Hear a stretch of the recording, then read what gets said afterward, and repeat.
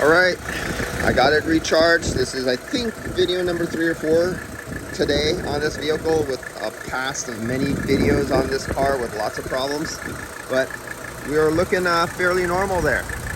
Okay, I'm a little low on charge. That's okay. Even with it being low on charge, I have a clear sight glass. Let me see. For you guys who like sight glasses, don't go by sight glasses. But let's zoom in there. Let's zoom in there. Trying to see if I can get you a clear picture.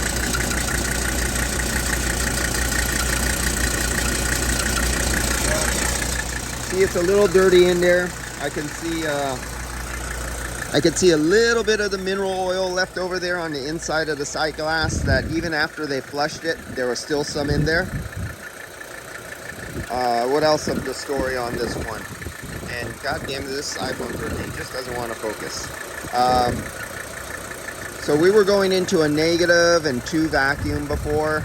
After the guy said he flushed everything and changed the expansion valve, which we found out later he didn't, and it burnt up another compressor. Then he said he flushed it again, which he didn't, and I proved it because I flushed out in the videos a couple weeks ago when I flushed out the evaporator. You seen all that black crap come out of there. So this new place did it. He had somebody else do it. 8 hours of labor, probably at about $180 an hour, to totally dismantle the whole entire AC system and flush every line, remove the dash, the evaporator, new expansion valve, and it's working. So we got 29 degrees right here at this point.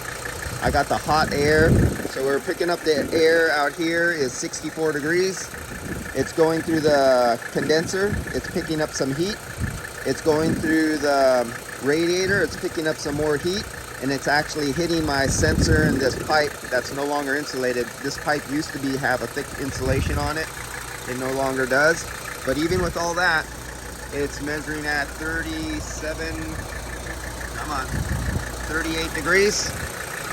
And that's at idle.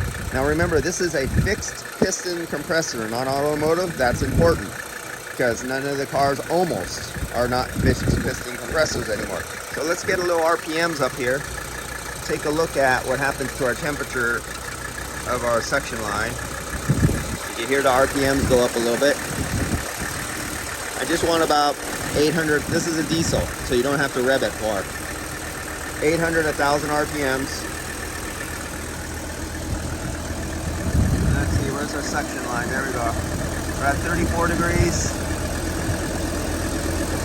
See that low side? 19 PSI at the low. Now, I always say don't go by PSI and pressures and stuff like that.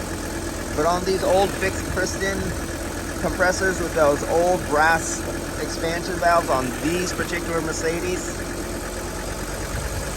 there is some rhyme to reason to that, okay? We're running away here. I don't want it that fast. That's a little runaway. It's hard to hold this idle steady. Okay, the compressor shut off. It got to its maximum temperature. Okay, so we're hitting minimum temperature.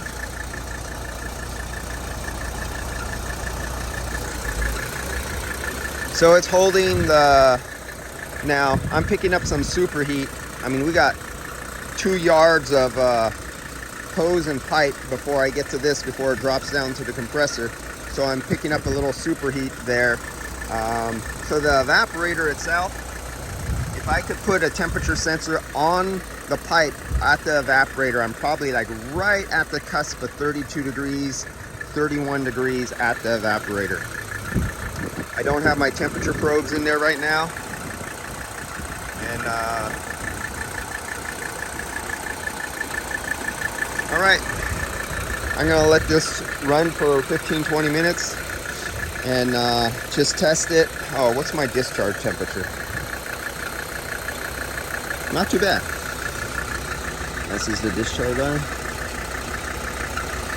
Let's see, we're 109 degrees. So we got 109 degrees coming out.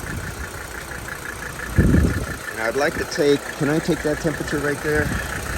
So I'm going to take my low side temperature clamp and I'm going to put it on the discharge of the compressor. I want to see what the inlet Oh, this won't, I can't do it with this one. And that's painted.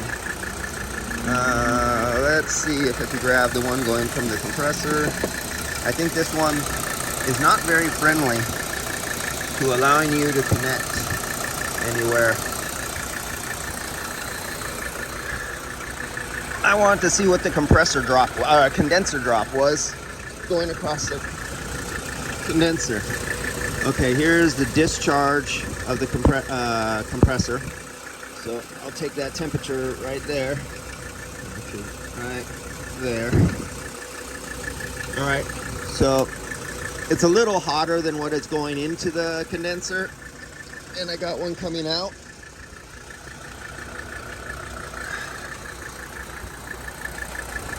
So there we go. Coming out of the compressor, I'm 125 degrees and 105 degrees coming out of the condenser. So I got a 20-degree drop across the condenser. Not bad. It's not a hot day. And it's not under a heavy load. And I'm actually 200 grams low on charge. And it's still working really good. All right, guys. Catch you later. See ya.